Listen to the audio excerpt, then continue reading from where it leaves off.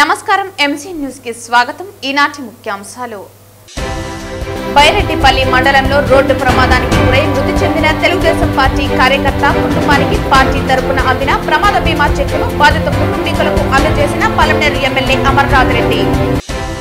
Palamaner Gangavaram police station పరిధిలో ఒంటరి ఏనుగు హల్చల్. భయభ్రాంతులకు గురవుతున్న ప్రజల్ని అప్రమత్తం చేస్తున్న ఫారెస్టు అధికారులు, పోలీసు యంత్రాంగం. వార్తల్లోని వివరాలు. బైరెడ్డిపల్లి మండలంలో రోడ్డు ప్రమాదానికి గురై మృతి చెందిన తెలుగుదేశం పార్టీ కార్యకర్త కుటుంబానికి పార్టీ తరపున అందిన ప్రమాద బీమా చెక్కును పలమనేరు శాసనసభ్యులు అమర్నాథ్ రెడ్డి బాధిత కుటుంబీకులకు శనివారం అందజేశారు. బైరెడ్డిపల్లి మండలం లక్కనపల్లి గ్రామానికి చెందిన టీడీపీ కార్యకర్త హరి జూన్ 6న గంగవరం మండలంలోని ఆలకుప్పం నుంచి తన స్వగ్రామానికి ద్విచక్ర వాహనంపై వస్తూ ఉండగా కర్ణాటక ఆర్టీసీ బస్సు ఢీకొంది. దీంతో తీవ్రంగా గాయపడిన అతను అక్కడికక్కడే మృతి చెందాడు. ఇలా ఉండగా మృతుడు తెలుగుదేశం పార్టీ సభ్యత్వం కలిగి ఉండడంతో ప్రమాద బీమా వర్తించింది. దీంతో పార్టీ తరపున అందిన 5 లక్షల ప్రమాద బీమా చెక్కును స్థానిక ఎమ్మెల్యే అమర్నాథ్ రెడ్డి పార్టీ కార్యాలయంలో మృతుని కుటుంబీకులకు అందజేశారు. కష్టకాలంలో తమను ఆర్థికంగా ఆదుకున్నందుకు పార్టీకి మరియు ఎమ్మెల్యేకి రుణపడి ఉంటామని వారు కృతజ్ఞతలు తెలియజేశారు. ఈ కార్యక్రమంలో బైరెడ్డిపల్లి మండల తెలుగుదేశం పార్టీ అధ్యక్షులు కిషోర్ గౌడ, నాయకులు రఘుచంద్ర గుప్తా, దివాకర్ రెడ్డి, చెన్నా కృష్ణ, మంజునాథ్, రెడ్డి ప్రసాద్, గణేష్, జలంధర్, రమణ తదితరులు పాల్గొన్నారు.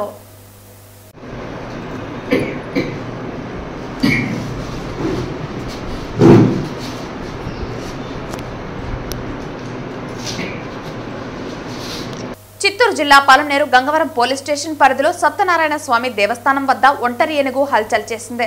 తెల్లవారుజామునే ఒంటరి ఏనుగును గమనించిన వాకర్స్ జనావాసాల మధ్య ఏనుగు ప్రత్యక్షం కావడంతో అటవీశాఖ అధికారులకు సమాచారం అందించారు. పలమనేరు సత్యనారాయణ స్వామి దేవస్థానం వద్ద ఒంటరి ఏనుగు హల్చల్ చేసింది. తెల్లవారుజామునే ఒంటరి ఏనుగును వాకర్స్ గమనించారు. జనవాసాలకు మధ్య ఏనుగు ప్రత్యక్షం కావడంతో అటవీశాఖ అధికారులకు సమాచారం అందించారు. తీవ్ర భయాందోళనలో పట్టణ ప్రజలు ఉన్నారు. అటవీ ప్రాంతం వైపు మళ్లించే ప్రయత్నంలో అటవీశాఖ అధికారులు ప్రయత్నిస్తూ ఉండగా ఓ అటవీశాఖ అధికారి సుకుమార్పై ఏనుగు దాడి చేయడంతో అటవీశాఖ సిబ్బంది అతనిని పలమనేరు ప్రభుత్వ ఆసుపత్రికి తరలించారు. ఈ దినం తెల్లవారుజామున 4 గంటలకు కొంతమంది ట్రాకర్స్ ఎవరైతే నడుచు తెల్లవారుతో వాకింగ్ చేస్తున్నారో వాళ్ళు తెలిపిన ఇన్ఫర్మేషన్ గంగవరం పోలీస్ స్టేషన్ సమీపంలో ఒక ఒంటరి ఏనుగు తిరుగుతుందని ఇన్ఫర్మేషన్ రాగా సుకుమార్ వెంటనే తన సిబ్బందితో టౌన్ సెక్షన్ ఆఫీసర్ బయలుదేరి అక్కడికి వెళ్ళడం, దాన్ని డ్రైవ్ చేస్తూ ఉండగా అది మళ్ళా వెంటనే వెనక్కి తిరిగి మళ్ళా అదే ప్రాంతంలో రాగా దాన్ని డ్రైవ్ చేసే స్థితిలో ఇతన్ని అటాక్ చేయడం జరిగింది. ఒక ఫ్రాక్చర్ కాలు చెయ్యి అని చెప్పేసి మన డాక్టర్లు చెప్తున్నారు. వెంటనే ఇప్పుడు ನಾವು తిరుపతి హాస్పిటల్కి మేము తరలిస్తున్నాం. ఈరోజు మార్నింగ్ ఒక అడవి ఏనుగు మన పలమనేరు గంగవరం మండలం ఏరియాలో వచ్చేసి చాలా హల్చల్కు సృష్టించింది. అట్లాగే మన సెక్షన్ ఆఫీసర్ సుకుమార్ని కూడా అటాక్ చేసింది. 6:30 టైంలో డ్రైవ్ చేయడానికి పోతే సెక్షన్ ఆఫీసర్ కూడా అటాక్ చేసింది. ఆయన హాస్పిటలైజ్ చేసాము. తర్వాత ఒక ట్రాకర్ని కూడా చిన్నగా ఇంజురీ చేసింది. కాకపోతే ఏం ప్రమాదం ఏం లేదు. ఇద్దరికి ఎంతో కష్టపడి పబ్లిక్ ఏం కాకోకుండా మేము చాలా కష్టపడి అలాంగ్ విత్ పోలీస్ తర్వాత పత్రికా విలేకరులు కూడా చాలా హెల్ప్ చేశారు. మాకు ట్రాఫిక్ని ఆఫ్ చేసి హైవే మీద ట్రాఫిక్ ఆఫ్ చేసి 1/2 అవర్ 45 మినిట్స్ వరకు ఈరోజు ఎలిఫెంట్ని సక్సెస్ఫుల్గా డ్రైవ్ చేశాము. కాకపోతే పబ్లిక్ ఏం కాలేదు. ఒక ఆవుదోడ చనిపోయినట్టు ఇప్పుడే గుర్తించాము. తర్వాత ఎవరికి పబ్లిక్ అందరినీ అవేర్ చేసుకుంటూ చాలా ముందుకు తీసుకెళ్ళి ఈ ఆపరేషన్ కొద్దిగా మాన్యువల్గానే మనుషుల ద్వారానే మన ట్రాకర్స్ అందరి హెల్ప్తో ఆల్ డిపార్ట్మెంట్స్ హెల్ప్తో మనం సక్సెస్ఫుల్గా చేశాము. ఎందుకు సక్సెస్ఫుల్ అంటున్నా అంటే పబ్లిక్కి ఎవరికి ఏం కాలేదు. ఇంత జరిగినా కానీ పబ్లిక్ ఏం కాకుండా మా స్టాఫ్ మేము దెబ్బతిన్నాం కానీ పబ్లిక్ ఏమి కాకుండా మేము అది కాపాడలేము. అమరావతి ఎన్టీఆర్ భవన్ నుండి పూతలపట్టు ఎమ్మెల్యే కలికిరి మురళీమోహన్ మీడియా సమావేశం నిర్వహించారు. ఈ సందర్భంగా ఆయన మాట్లాడుతూ ఆటో డ్రైవర్లకు దసరా పండుగ ముందే వచ్చిందని ఆయన అన్నారు. ఈరోజు నారా చంద్రబాబు నాయుడు గారు అధికారంలోకి వచ్చిన తర్వాత, కూటమి ప్రభుత్వం అధికారంలోకి వచ్చిన తర్వాత గుంతలు లేనటువంటి రోడ్లను చేయడం కోసం ₹1,00,00,000 నిధులని తొలి నెలలోనే ఇవ్వడం జరిగింది. సంక్రాంతికి ప్రతి ఒక్కరూ కూడా హాయిగా ఆనందంగా గుంతలు లేని రోడ్లలో మీ గ్రామాలకు చేరుకోండని చిన్న కుగ్రామాలు మొదలుకొని జాతీయ రహదారుల వైపు వెళ్ళే గ్రామాల వరకు, పట్టణాల వరకు ఎక్కడా కూడా గుంతలు లేనటువంటి రోడ్లు నిర్మించిన కారణంగా ఈరోజు ఆటో డ్రైవర్ల యొక్క జీవన ప్రమాణానికి కూడా అది ఎంతో దోహదపడింది. ఒక మనిషికి సౌకర్యం కల్పించడం ద్వారా ఆ సౌకర్యం అనేది వారి యొక్క ఆర్థిక స్థితిని కూడా మెరుగుపరుస్తుంది. దసరా అంటే ప్రతి ఇంట్లో కూడా వారి యొక్క వాహనాలకు పూజ చేసుకుంటారు. లక్ష్మీదేవి కటాక్షం, దుర్గామాత కటాక్షం, అమ్మవారి కటాక్షం వాహనాలకి వాడే ప్రతి పరికరానికి ఆ రోజు పూజ చేసుకుంటారు. అలాగే ఆటో డ్రైవర్లు కానీ ఆటో యజమానులు కానీ దసరా రోజున వారి వాహనానికి పూజ చేసుకొని ఈ వాహనం మా కుటుంబానికి ఈ విధంగా దోహదపడుతుంది, మా కుటుంబ అభివృద్ధికి ఈ విధంగా దోహదపడుతుంది, ఈ వాహనం ఇలా నడవడానికి దాన్ని నడుపుతూ మేము కుటుంబం జీవించడానికి నారా చంద్రబాబు నాయుడు గారు దోహదపడ్డారు, కూటమి ప్రభుత్వం దోహదపడిందని మమ్మల్ని దీవించడంతో పాటు వారిని కూడా దీవించండి అని వారందరూ కూడా ప్రార్థిస్తున్నటువంటి పరిస్థితుల్లో వైఎస్ఆర్ కాంగ్రెస్ పార్టీకి సంబంధించినటువంటి కొంతమంది కుహన మేధావులు, కుట్రదారులు దుష్ప్రచారం చేస్తున్నారు. వీటిని నమ్మే పరిస్థితుల్లో జనం లేదు, అయినా వివరించాల్సినటువంటి బాధ్యత మాకుంది కాబట్టి మేము తెలియజేస్తున్నాం. గత వైసీపీ ప్రభుత్వంలో మీరందరూ కూడా చూశారు, ఆటో డ్రైవర్లకి 10,000 రూపాయలు ఇస్తున్నాం, ఆటో వాళ్ళంతా మా వైపే ఉన్నారని చెప్పుకున్నారు. ఈరోజు కూటమి ప్రభుత్వం అధికారంలోకి వచ్చి 15 నెలలైంది. మీ కాలంలో 5 సంవత్సరాల కాలంలో 15 నెలల పాటు ఎన్నిసార్లు పెట్రోల్ డీజిల్ పెరిగే గుర్తు తెచ్చుకోండి. అలాగే గ్రీన్ ట్యాక్సులు లేవు, ఆటో డ్రైవర్లకి వేధింపులు లేవు, యూనిఫామ్ లేదని లేకపోతే రకరకాలైనటువంటి కారణాలు చూపించి ఆటో పల్లె నుంచి పట్టణంలోకి ఎక్కాలంటే రకరకాలైనటువంటి కేసులతో వేధించే పరిస్థితులు లేవు. లేకపోతే ఆటో స్టాండ్ పెట్టుకోవాలంటే జే ట్యాక్సులు కట్టాల్సినటువంటి అవసరం లేదు. ఎక్కడైనా ఆటో స్టాండ్లో ఒక ఆటో పెట్టుకోవాలంటే ఖచ్చితంగా అక్కడ ఉన్నటువంటి స్థానిక నాయకుడికి జే ట్యాక్స్ కట్టాలా. ఇలాంటి దుర్భరమైనటువంటి పరిస్థితులు ఈరోజు ఆంధ్ర రాష్ట్రంలో లేవు. ప్రశాంతంగా ఆటో డ్రైవర్ హాయిగా తన యొక్క యూనిఫామ్ వేసుకొని గౌరవంగా గర్వంగా తన స్టీరింగ్ మీద కూర్చొని ప్రయాణికులను ఎక్కించుకొని పోయే ఒక గొప్ప అనుభూతితో పాటు ఒక గౌరవాన్ని పొందుతున్నాడు. ఆ గౌరవాన్ని ఇచ్చినటువంటి నారా చంద్రబాబు నాయుడు గారికి, కూటమి ప్రభుత్వానికి నేను కూడా ఆంధ్రప్రదేశ్ రాష్ట్ర ప్రజల పక్షాన, ముఖ్యంగా పూతలపట్టు నియోజకవర్గ ప్రజల పక్షాన, మా అందరి ఆటో డ్రైవర్ల పక్షాన నేను ధన్యవాదాలు తెలియజేస్తున్నాను. ఏపీలో కూటమి నేతలకు మాజీ మంత్రి ఆర్కే రోజా సవాల్ విసిరారు. మంత్రులు వస్తే మెడికల్ కాలేజీల నిర్మాణాలు చూపించేందుకు సిద్ధమని రోజా తెలిపారు. హోంమంత్రి అనిత, మంత్రి సవితపై రోజా ఆగ్రహం వ్యక్తం చేశారు. వైఎస్ జగన్ గురించి మాట్లాడే అర్హత వీరికి లేదన్నారు. మాజీ మంత్రి ఆర్కే రోజా నగిరిలో మీడియాతో మాట్లాడుతూ సూపర్ 6 సూపర్ హిట్ అంటూ చేసిన స్కిట్ అందరూ చూశారని, కూటమి ప్రభుత్వం ఇచ్చిన మేనిఫెస్టో మొత్తం మార్చివేశారని అన్నారు. ప్రజలు మీకు ఎందుకు ఓట్లు వేశామని తలలు పట్టుకుంటున్నారని, ప్రజల పట్ల మీకు చిత్తశుద్ధి అనేదే లేదన్నారు. ఒక మెడికల్ కాలేజ్ అయినా కట్టాలని చంద్రబాబు చూశారని ప్రశ్నించారు. మొదటిసారి సీఎంగా వైఎస్ జగన్ 17 మెడికల్ కాలేజీలు తీసుకువచ్చారని రోజా పేర్కొన్నారు. రైతులకు యూరియా కూడా అందలేని వ్యవసాయ శాఖ మంత్రి అచ్చెన్నాయుడు నుయ్యి గొయ్యి చూసుకోవాలని ఘాటుగా వ్యాఖ్యానించారు. చంద్రబాబు నాయుడు 197,000 కోట్లు 15 నెలల్లో అప్పులు చేశారని అన్నారు. పవన్ కళ్యాణ్ కి షూటింగ్స్ చేసుకోవటానికి కాదు ప్రజలు ఓట్లు వేసిందని, పిఠాపురంలో ఓట్లు వేసిన ప్రజల్ని పవన్ పట్టించుకోవటం లేదని, పవన్ కళ్యాణ్ కు ఓట్లు వేసినందుకు ప్రజలు సిగ్గుపడుతున్నారని ఎద్దేవా చేశారు. ఇది సూపర్ హిట్టా సూపర్ ఫ్లాప్ అనేది ప్రజలకు అర్థమవుతుంది. ఎందుకంటే ఈరోజు వాళ్ళు ఇచ్చిన మేనిఫెస్టో మీరు గమనించండి. ఎలక్షన్ ముందు ఇచ్చిన మేనిఫెస్టోకి మొన్న ప్రోగ్రామ్ అప్పుడు ఇచ్చిన మేనిఫెస్టో చూస్తే మాక్సిమం అన్ని గాలికి ఎత్తేశారు. ఉన్న కొన్ని కూడా ఏ విధంగా చేశారో మీ అందరికీ తెలుసు. ఫస్ట్ ఇయర్ లో ఇవ్వాల్సినవి ఇవ్వకుండా, సెకండ్ ఇయర్ లో ఫస్ట్ ఇయర్ సెకండ్ ఇయర్ కి కలిపి ఇవ్వాల్సినవి ఇవ్వకుండా, ఏదో ఎంగిలి మెతుకులాగా ఇలా విదిలించేసి ఈరోజు సూపర్ హిట్ అంటూ పబ్లిసిటీ చేసుకుంటుంటే ప్రజలు ఇది హార్మ్ఫట్, వీళ్ళు అన్ని మింగేసి మాకిచ్చినట్టు చూపిస్తున్నారని తలలు బద్దలు కొట్టుకుంటున్నారు. అంటే చంద్రబాబు నాయుడు, పవన్ కళ్యాణ్ గారు ప్రజల్ని మోసం చేయడానికి ఎన్ని విద్యలుంటే అన్ని విద్యల్ని ఈరోజు ఉపయోగిస్తున్నారే గాని చిత్తశుద్ధిగా మనకు ఓట్లేసిన ప్రజలకి మనం మంచి చేయాలన్న చిత్తశుద్ధి లేకపోవడం దురదృష్టకరం. అండ్ ఈరోజు రాష్ట్రంలో మీరు చూస్తే రైతులు, విద్యార్థులు, మహిళలు అన్ని వర్గాల వారు అన్యాయం అయిపోయారు ఈ యొక్క కూటమి ప్రభుత్వం వల్ల. ముఖ్యంగా ఈరోజు మీరు చూస్తే రాష్ట్రంలో పెద్దగా చర్చ నడుస్తుంది మెడికల్ కాలేజీల గురించి. ఈరోజు చంద్రబాబు నాయుడు నాకు విజన్ ఉంది, సీనియారిటీ ఉంది అని చెప్పుకుంటాడే, మరి 3 సార్లు ముఖ్యమంత్రిగా పనిచేసావు, ఇప్పుడు 4వ ముఖ్యమంత్రిగా పనిచేసావు.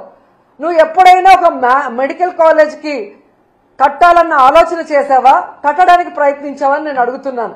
జగన్మోహన్ రెడ్డి గారు మొదటిసారి ముఖ్యమంత్రి అయినా 5 సంవత్సరాల్లో 2 సంవత్సరాలు కోవిడ్కి పోయినా ఏ విధంగా రాష్ట్రంలో ఉన్న అన్ని హాస్పిటల్స్ని, పిహెచ్సిల్ని రెన్యువేట్ చేయడమే కాకుండా కొత్తగా అర్బన్ హెల్త్ సెంటర్లు కూడా కట్టించి అన్ని రకాల ఫెసిలిటీస్ని అందజేయడమే కాకుండా 17 మెడికల్ కాలేజీలు వాటితో పాటు సూపర్ స్పెషాలిటీ హాస్పిటల్ని ప్రజలకి అందుబాటులో తేవాలి.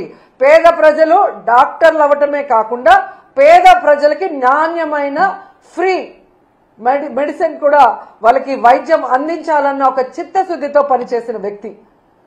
ఈరోజు ఆ 17 మెడికల్ కాలేజీలని పూర్తి చేయడం చేతగాక, అంటే దాదాపుగా 7 జగన్మోహన్ రెడ్డి గారు పూర్తి చేసేశారు. 5 జగనన్న ఉన్నప్పుడే 2023-24లో ఓపెన్ చేసి క్లాసెస్ కూడా స్టార్ట్ అయిపోయినాయి. మొన్న ఈ మధ్య ఒకటి స్టార్ట్ అయింది. పులివెందల్ది వాంటెడ్గా కక్ష సాధింపుగా ఏ విధంగా చేస్తున్నారో అందరూ కూడా చూస్తున్నారు. మిగతా 10 ఈ 15 నెలల్లో కనీసం 15 కోట్లు కూడా కేటాయించకుండా వాటిని నిర్వీర్యం చేస్తూ కక్ష సాధింపుగా ఈరోజు ఆ మెడికల్ కాలేజీని తమకు కావాల్సిన వాళ్ళకి అప్పచెప్పడం కోసం ప్లాన్ ప్రకారం ఎలా చేస్తున్నారో మనం చూస్తున్నాం. ఈ నీతిమాలిన ప్లాన్లు, నీతిమాలిన రాజకీయాలు, వీళ్ళ దోపిడీ కోసం మెడికల్ కాలేజీల్ని అంటే లక్షల కోట్లు విలువ చేస్తాయి భవిష్యత్తులో. అలాంటి మెడికల్ కాలేజీల్ని విత్ హాస్పిటల్స్ తో తమకు కావాల్సిన వాళ్ళకి పప్పు బెల్లల్లాగా చంద్రబాబు నాయుడు కూటమి ప్రభుత్వం ఇచ్చేస్తుంటే జగన్మోహన్ రెడ్డి గారు ప్రెస్ మీట్ పెట్టి నిజాలన్నీ కూడా ప్రజలకు తెలియజేయగానే వాటికి సమాధానం చెప్పాల్సిన సీనియర్ మోస్ట్ చంద్రబాబు నాయుడు ఎందుకు సమాధానం చెప్పట్లేదు? ఎందుకు తన మంత్రుల్ని రెచ్చగొట్టి జగన్మోహన్ రెడ్డి గారిని బూతులు తిట్టడానికి ఈరోజు పంపిస్తున్నారని నేను అడుగుతున్నాను. తిరుమల శ్రీవారికి మైసూరు మహారాజు పింక్ డైమండ్ ఇచ్చారని, అది కనపడటం లేదని 2018లో ఆలయ ప్రధాన అర్చకులు ప్రకటించడంతో ప్రపంచవ్యాప్తంగా ఉన్న శ్రీవారి భక్తులు ఒక్కసారిగా ఆందోళన చెందారని బీజేపీ నేత నవీన్ కుమార్ రెడ్డి పేర్కొన్నారు. వైఎస్ఆర్ కాంగ్రెస్ పార్టీకి చెందిన అప్పటి రాజ్యసభ సభ్యులు విజయసాయిరెడ్డి పింక్ డైమండ్ ముఖ్యమంత్రి చంద్రబాబు నాయుడు ఇంటికి చేరిపోయిందని, పోలీసు విజిలెన్స్ అధికారులు తమ బలగాలతో వెంటనే చంద్రబాబు నాయుడు ఇంటిలో తనిఖీలు చేస్తే పింక్ డైమండ్ దొరుకుతుందని, ఆలస్యం చేస్తే ఖండాంతరాలు దాటిపోతాయని బహిరంగ ప్రకటన చేశారని నవీన్ గుర్తు చేశారు. ముఖ్యమంత్రి నారా చంద్రబాబు నాయుడు ఈ విషయాన్ని సీరియస్ గా తీసుకుని ప్రతిపక్ష పార్టీ 2019 ఎన్నికలను దృష్టిలో పెట్టుకుని అవాస్తవాలను ప్రచారం చేశారని, వారిపై న్యాయపరంగా చర్యలు తీసుకోవాలని ఆదేశించడంతో అప్పటి టీటీడీ చైర్మన్ పుట్టా సుధాకర్ యాదవ్, టీటీడీ ఈవోగా ఉన్న అనిల్ కుమార్ సింఘాల్, జేఈఓ శ్రీనివాసరాజు ఆదేశాలతో టీటీడీ ప్రతిష్టకు భంగం కలిగించారని, భక్తుల మనోభావాలు గాయపరిచారని తిరుపతి 5th ఏడీజే కోర్టులో ప్రధాన అర్చకులు విజయసాయిరెడ్డి ఒక్కొక్కరిపై 100 కోట్ల చొప్పున ఇరువురిపై 200 కోట్లకు టీటీడీ పరువు నష్టం వేయడం, అందుకు గాను 2 కోట్ల రూపాయలను కోర్టులో శ్రీవారి నిధులను ఫీజు రూపంలో జమ చేయడం జరిగిందన్నారు. పింక్ డైమండ్ పై 2018 నుంచి నేటి వరకు కూడా కేసు కొనసాగుతున్న సందర్భంలో పురావస్తు శాఖ ఏఎస్ఐ వారు పింక్ డైమండ్ అనేది లేదని 2 రోజుల క్రితం పత్రికల ద్వారా చూసిన భక్తులు ఒక్కసారిగా విస్మయం చెందారన్నారు. పింక్ డైమండ్ ఉన్నది నిజమా అబద్ధమా అని నిర్ధారించాల్సిందని, తిరువాభరణం రిజిస్టర్ ప్రకారం జుమాలిస్టులే తప్ప ఆర్కియాలజిస్టులు కాదని, అలాగే కోర్టులో కేసు పెండింగ్ లో ఉండగా ఇలాంటి ప్రకటన చేయటం కోర్టు ధిక్కరణ కిందకు వస్తుందని 2 రోజులుగా భక్తులలో కలుగుతున్న సందేహాలను నవీన్ వెల్లబుచ్చారు. రాష్ట్ర ముఖ్యమంత్రి నారా చంద్రబాబు నాయుడు ప్రతిష్టకు ముడిపడి ఉన్న పింక్ డైమండ్ అంశాన్ని టీటీడీ ధర్మకర్తల మండలి ఉన్నత అధికారులు సీరియస్ గా పరిగణించి కోర్టులో కట్టిన 2 కోట్ల శ్రీవారి సొమ్మును టీటీడీ ఖాతాలో జమ అయ్యేలా అవాస్తవాలను ప్రచారం చేసిన వారిపై న్యాయపరమైన చర్యలు తీసుకుంటూ ఇలాంటివి పునరావృతం కాకుండా భక్తుల మనోభావాలు దెబ్బతినకుండా చూడాలని నవీన్ విజ్ఞప్తి చేశారు. మొన్న పత్రికల్లో అసలు పింక్ డైమండే లేదు అని చెప్పి ప్రకటన చేయడంతో భక్తులలో అనేక అనుమానాలు కలిగాయి. అసలు ఈ సందర్భంలో ఎందుకు అనాల్సి వచ్చింది?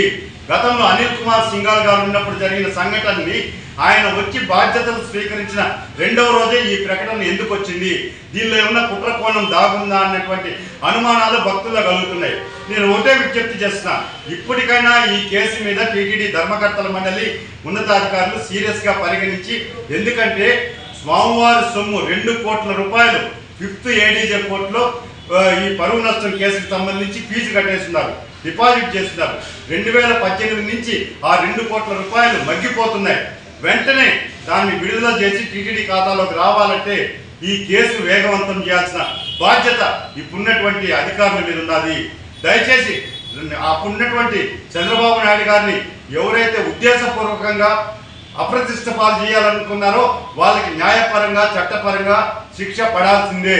తిరుమల తిరుపతి దేవస్థానం పింక్ డైమండ్తో పరాచకాలన్న వారిని స్వామివారు ఖచ్చితంగా శిక్షిస్తారు. కాబట్టి ఇలాంటి పునరావృతం కాకుండా ఉండాలంటే కఠినంగా టీటీడీ అధికారులు నిర్ణయం తీసుకొని ఈ పింక్ డైమండ్ విషయానికి శాశ్వతంగా ఫుల్ స్టాప్ పెట్టాలని చెప్పని నేను ఒక శ్రీవారి భక్తుడిగా విజ్ఞప్తి చేస్తున్నానండి. తిరుపతి నగరంలో గంజాయి మత్తు పదార్థాలు నివారించడంలో కూటమి ప్రభుత్వం పూర్తిగా వైఫల్యం చెందిందని, అందులో ప్రధానంగా పోలీసుల వైఫల్యం కూడా కొట్టొచ్చినట్లు కనిపిస్తోందని CPI, CPM, CPI-ML New democracy, RPI, Congress party నేతలు తీవ్రంగా విమర్శించారు. శనివారం స్థానిక గాంధీ విగ్రహం నుండి ఆర్టీసీ బస్టాండ్ సర్కిల్ వద్ద ఉన్న అంబేద్కర్ విగ్రహం వద్దకు తిరుపతి ప్రశాంతతను కోరుతూ వామపక్ష ప్రజా సంఘాల నేతలు, కార్యకర్తలు శాంతియుత ర్యాలీని నిర్వహించారు. శనివారం స్థానిక గాంధీ విగ్రహం నుండి ఆర్టీసీ బస్టాండ్ సర్కిల్ వద్ద ఉన్న అంబేద్కర్ విగ్రహం వరకు తిరుపతి ప్రశాంతతను కోరుతూ వామపక్ష ప్రజా సంఘాల నేతలు, కార్యకర్తలు శాంతియుత ర్యాలీని నిర్వహించారు.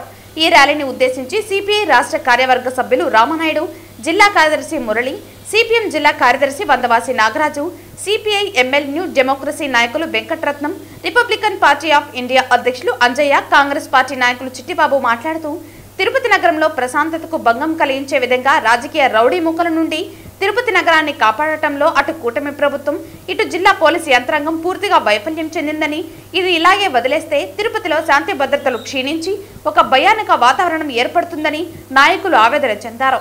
గత ప్రభుత్వం విధానాలను ఏమాత్రం వదిలిపెట్టకుండా కూటమి ప్రభుత్వం ఆ విధానాలనే కొనసాగించే క్రమంలోనే పవిత్ర పుణ్యక్షేత్రంలోకి గంజాయి, హెరాయిన్ లాంటి మత్తు పదార్థాలను విచ్చలవిడిగా సరఫరా చేయటం వల్ల యువత పూర్తిగా గంజాయి మత్తులో అరాచకాలకు పాల్పడుతున్నారని వారు ఘాటుగా విమర్శించారు. రౌడీలు రాజకీయ అండదండలను అడ్డం పెట్టుకుని భూ కబ్జాలకు పాల్పడుతూ శాంతి భద్రతకు విఘాతం కలిగిస్తున్న పోలీసులు మాత్రం ప్రేక్షక పాత్ర వహించడం అత్యంత బాధాకరమన్నారు. ప్రజలను రక్షించాల్సిన పోలీసులే రౌడీలకు, గంజాయి బ్యాచ్లకు బత్తాసు పలుకుతూ వారికి అండగా ఉంటున్నారని తిరుపతి నగరంలో చర్చలు జరుగుతున్నాయని వారు ఆరోపించారు.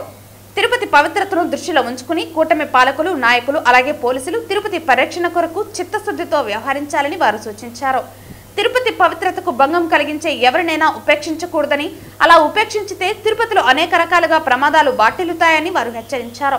తిరుపతి పరిరక్షణకై వామపక్ష పార్టీలు, ప్రజా సంఘాల నేతలు చేపట్టిన శాంతియుత ర్యాలీకి ప్రజల నుంచి అనూహ్య స్పందన లభించింది. ఈ శాంతియుత ర్యాలీలో సిపిఐ నగర కార్యదర్శి విశ్వనాథ్, జిల్లా కార్యవర్గ సభ్యులు చిన్నం పెంచలయ్య, రాధాకృష్ణ, బండి చలపతి తదితరులు పాల్గొన్నారు. ఒక అక్రమ సంబంధం కలిగిన వ్యక్తి టీటీడీ ఉద్యోగి ఇద్దరు కొడుకుల్ని చంపడానికి ప్రయత్నం చేశారు. రోజు ఇది సరా మామూలుగా ఉంది. రౌడీ షీటర్లు, రాజకీయ ముసుగులో, పోలీసుల అండతో ఈ దుర్మార్గాలు, అన్యాయాలు తిరుపతి నగరంలో పెరిగిపోయి అశాంతికి కారణమవుతా ఉన్నారు. ఒక కాలనీని పూర్తిగా ధ్వంసం చేశారు. ఇద్దరు దళిత వ్యక్తుల్ని, యువకుల్ని దారుణంగా కొట్టి హింసించారు. ఇవన్నీ కూడా పోలీసు యంత్రానికి కనపడటం లేదు. ఏం చేస్తున్నారో తెలియని పరిస్థితి. ఒక పవిత్ర స్థలము, రోజుకి 1,00,000 మంది వచ్చే యాత్రికుల స్థలము, ఈ తిరుపతిని ప్రశాంతతగా కాపాడాల్సిన బాధ్యత ఈ రాష్ట్ర ప్రభుత్వం లేదని మేము ప్రజా సంఘాల వామపక్షాల తరఫున ప్రశ్నిస్తాం. చంద్రబాబు నాయుడు గారు ఈ నగరంలో చదువుకొని పోయినాడు. ఆయనకు తెలియదా ఇక్కడ ఏ రకంగా శాంతి పద్ధతులు ఉన్నాయని అడుగుతున్నాం. ఈరోజు హోంమంత్రి ఇక్కడ ఉంటున్నారు. ఇక్కడ రేపటి నుంచి 2 రోజుల పాటు మహిళా పార్లమెంట్ జరుగుతుంది. మహిళలకు రక్షణ ఈ నగరంలో ఉందని నేను అడుగుతా ఉన్నాను. ఈ రకమైన దుర్మార్గాలు జరుగుతూ ఉంటే మీరు ఏమి నివారణ చర్యలు చేపడుతున్నారు? అన్ని రాజకీయ పక్షాలను, అన్ని ప్రజా సంఘాలను కలిపి ఒక వేదిక ఏర్పాటు చేసి మీ చేత కాకపోతే మేము అరికడతాం, మాకు బాధ్యత ఇవ్వండి అని చెప్పేసి మీరు చెప్తున్నాం. మీరు తప్పులు చేసే వాళ్ళని అంటగాగుతూ, తప్పులు చేసే వాళ్ళని వెనకేసుకుని వస్తూ ఈ దుర్మార్గాలకి కారకులు అవుతున్నారు. మరోవైపు మత ఉన్మాదులు ఖచ్చితాన్ని వివాదం చేస్తూ తిరుపతిని అల్లకల్లోలం చేయడానికి ప్రయత్నం చేస్తున్నారు. తిరుపతి అభివృద్ధిని అడుగడుగున అడ్డుకుంటున్నారు. ఇటువంటి దుర్మార్గుల్ని కట్టడి చేయాల్సిన బాధ్యత ఈ యొక్క ప్రభుత్వ యంత్రాంగం మీద, అదే రకం పోలీసు యంత్రాంగం మీద ఉంది. వార్తలు ముగించే ముందు ముఖ్యాంశాలు మరోసారి. బైరెడ్డిపల్లి మండలంలో రోడ్డు ప్రమాదానికి గురై మృతి చెందిన తెలుగుదేశం పార్టీ కార్యకర్త కుటుంబానికి పార్టీ తరపున అందిన ప్రమాద బీమా చెక్కును బాధిత కుటుంబీకులకు అందజేసిన Palamaner MLA Amarnath Reddy. Palamaner Gangavaram police station పరిధిలో ఒంటరి ఏనుగు హల్చల్. భయభ్రాంతులకు గురవుతున్న ప్రజల్ని అప్రమత్తం చేస్తున్న ఫారెస్టు అధికారులు, పోలీసు యంత్రాంగం. ఈ వార్తలు ఇంతటితో సమాప్తం. తిరిగి వార్తల్లో మళ్ళీ కలుద్దాం. అంతవరకు సెలవు. నమస్కారం.